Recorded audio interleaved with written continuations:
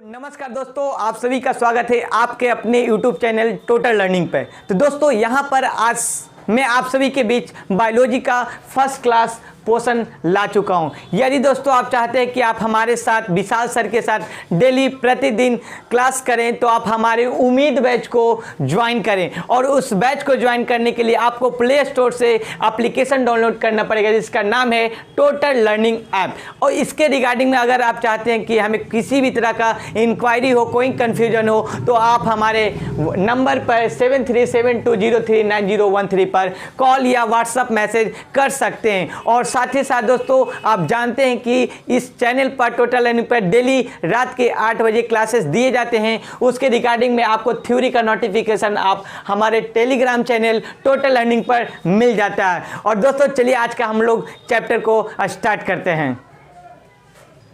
तो यहाँ पर आप देख सकते हैं न्यूट्रिशन, पोषण। पोषण होता क्या है? तो पोषण वैसे भोज्य पदार्थ जिससे हमें कार्बोहाइड्रेट, वसा, प्रोटीन और विटामिन प्राप्त हो, उसी को पोषण कहते हैं। और इससे पहले हम लोग को जानना होता है क्या इसके पोषक तत्व क्या होते हैं, यानी कि न्यूट्रिएंट्स, जिसकी कमी से क्या होता है रोगों की क्या होता है आना होता है। जैसे कि जिसकी कमी से हम लोगों के शरीर में क्या होता है रोग होते हैं, उसी को हम लोग क्या कहते हैं पोषक तत्व। ये कौन कौन से पोषक तत्व होते हैं? तो पोषक तत्व 2 प्रकार के होते हैं। यहाँ पर आपकी क्लासेस हिंदी और इंग्लिश मीडियम में बिल्कुल आपको दिया जाएगा और आपको वही क्वेश्चन दिया जाएगा जो आपको बिहार पैरा मेडिकल 2022 में 100% आने की पॉसिबिलिटी है, ना कि 99.9%, 100% आने की पॉसिबिलिटी है। तो आप इस बैच को जरूर ज्वाइन करें। यहाँ पर आप देख सकते पोषक तत्व होते क्या है? तो पोषक तत्व होते हुए सारे भोज्य पदार्थ जिनकी कमी से हमें क्या हो जाता है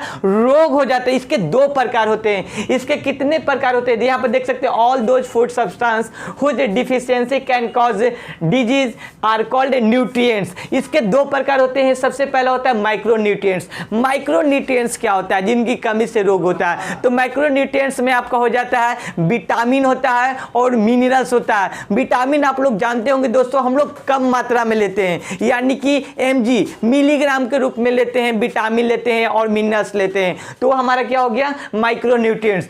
सेकंड में आते हैं दोस्तों माइक्रोन्यूट्रिएंट्स। तो माइक्रोन्यूट्रिएंट्स का मतलब होता है बहुल मात्रा में।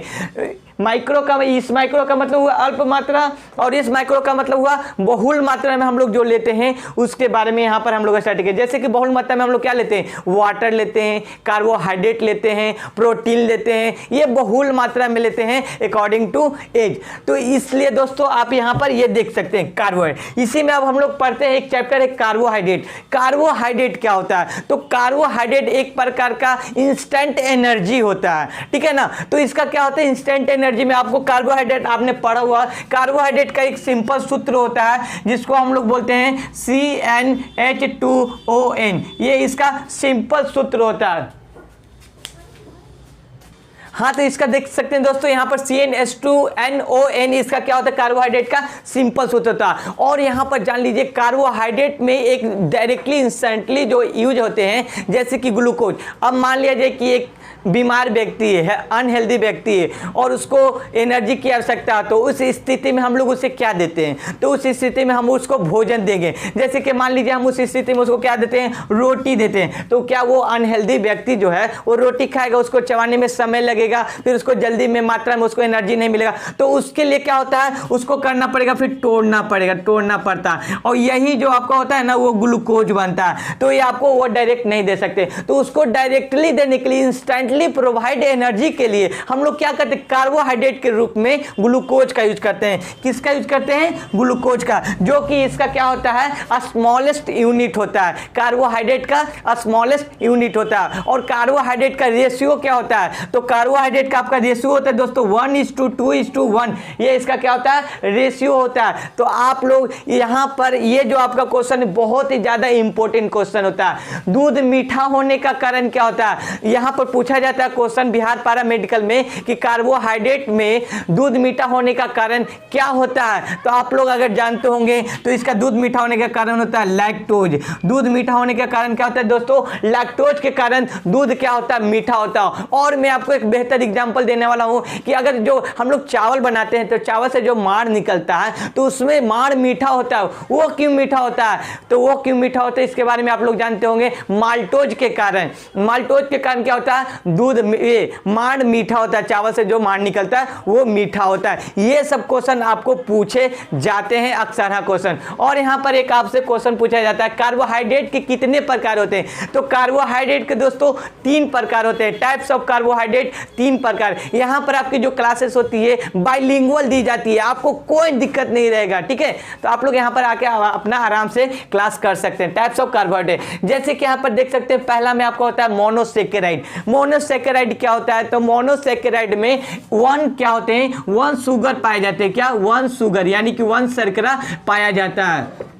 अब यहाँ पर 1 शर्करा पाया जाता है जिसके कारण इसको मोनोसेकेराइड कहते हैं। यहाँ पर क्या होता है, यहाँ पर 2 से लेकर 10 शुगर पाए जाते हैं, इसलिए इसको क्या कहते हैं, एलिगोसेकेराइड कहते हैं। और यहाँ पर आपका क्या होता है, पॉलीसेकेराइड यानी कि 11 से लेकर इन्फिनिटिव क्या होते हैं, शुगर पाए जाते हैं, इसलिए इनको क्या कहते हैं, पॉलीसेकेराइड कहते हैं। तो ये आपका दोस्तों कार्बोहाइड्रेट के टाइप्स हो गए। और यहाँ पर आपको दूध मीठा होने का कारण मैंने बता दिया, लैक्टोज होता है, और घरेलू चीनी जिसको हम लोग सुक्रोज कह सकते हैं, और उबले हुए चावल के पानी को माल्टोज कहते हैं। इससे आपका बहुत ही ज्यादा क्वेश्चन पूछे जाते हैं और यहां पर आपको क्वेश्चन बहुत ही अच्छा से दिया जाता है और बताया जाता है। और यहां पर दोस्तों मैं आप सभी के लिए एक सूत्र के अनुसार कैसे क्या बनता है उसके बारे में बताने वाला हूं। जैसे कि आप जानते होंगे कार्बोहाइड्रेट का रासायनिक सूत्र क्या होता है, CnH2nOn। अब आपसे क्वेश्चन पूछेगा, क्या क्वेश्चन पूछेगा, पेंटोज का रासायनिक सूत्र क्या होता है। पेंटोज का रासायनिक सूत्र, पेंटोज यानी कि 5 रखना है। अब आपको क्या रखना है, एन की जगह पर 5 रखना है, एन की जगह पर 5 रखें। जैसे कि यहाँ पर Cn है तो यहाँ पर क्या कर देंगे, C5 कर देंगे। अब यहाँ पर H2n है तो H को H लिख देंगे और 2 × 5 क्या हो जाएगा, 10 हो जाएगा। और यहाँ पर ON है यानी कि O5 हो जाएगा। तो C5H10O5 आपका क्या हो जाएगा, पेंटोज का क्या हो जाएगा, रासायनिक सूत्र। अब आपका होता है हेक्सोज। हेक्सोज का मतलब होता है 6। हेक्सोज का मतलब क्या हुआ, 6। अब N बराबर क्या कर देंगे, 6 रख देंगे तो C हो जाएगा 6 हो जाएगा। फिर उसके बाद H12 हो जाएगा और वो क्या हो जाएगा, वो आपका क्या हो जाएगा, O6 हो जाएगा। ये आपका हेक्सोज का फॉर्मूला हो गया। अब आता है ट्राईओज। ट्राई का मतलब क्या हुआ, 3। आपको समझना कि कितना रखें नंबर ऑफ एलिमेंट, ठीक है। तो यहाँ पर रख देंगे n बराबर 3 रख देंगे। तो यहाँ पर क्या बनेगा दोस्तों, C बराबर 3 बन जाएगा, फिर H बराबर क्या हो जाएगा, 6 हो जाएगा, और O बराबर 3 हो जाएगा। ये आपका ट्राईओज का हो जाता है फॉर्मूला। इस तरह से फॉर्मूला ये आपको क्वेश्चन पूछे जाते हैं, आप प्रीवियस पास्ट क्वेश्चन उठाकर देख सकते हैं। और यहाँ पर आप देखिए ग्लूकोज का रासायनिक सूत्र क्या होता है, C6H12O6। गैलेक्टोज का रासायनिक सूत्र क्या होता है, C6H2O6, 2 नहीं 12, H12 और यहाँ पर H12A लिखा हुआ। फ्रुक्टोज का क्या होता है, C6H12O6। ये आपका तीनों का फॉर्मूला सेम होता है, इसीलिए इसको क्या बोलते हैं, इसको समावयवी बोलते हैं, समावयवी बोलते हैं, समावयवी बोलते हैं। और इसको अंग्रेजी में बोलते हैं आइसोबर्ड, ठीक है, इसको अंग्रेजी में बोलते हैं आइसोबर्ड। क्यों बोलते हैं, क्योंकि इसका तीनों एक होता है जिसके कारण। और फ्रुक्टोज का मतलब क्या होता है, फल मीठा होने के पीछे कारण क्या होता है, तो फ्रुक्टोज उसमें शर्करा पाया जाता है, ठीक है। तो ये आपके लिए मैं बेहतर से बेहतर क्लास लाते रहता हूं और आपको ऐसा ऑब्जेक्टिव देता हूं कि जो आपको देखने को मिलता है।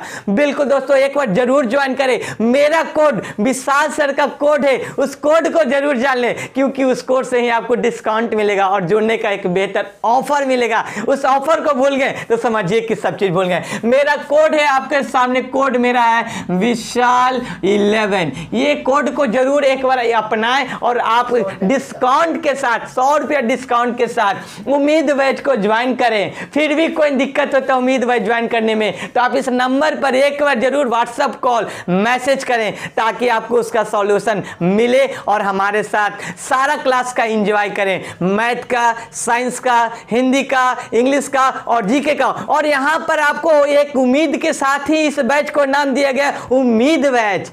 मिलते हैं दोस्तों नेक्स्ट वीडियो में। जय हिंद, जय भारत।